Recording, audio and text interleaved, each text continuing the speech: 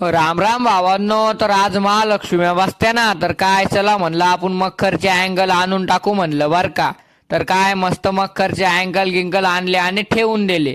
तर काय घरचे म्हणे कोथळ्या पण आण म्हणे बाप्पा. तर काय कोथळ्या पण आणल्या. कोथळ्या आणल्या तर लय मळेल होत्या पा. तर काय आपण ठेवून द्याल्या पा त्या. तर काय मळाल्या तर चला म्हणलं थोडं धुवून काढू म्हणलं यायना बर का. तर काय भावांनो धुतल्या घेतल्या कशा ओके मध्ये या पा. मी धुतल्या बर का कशा धुतल्या पा.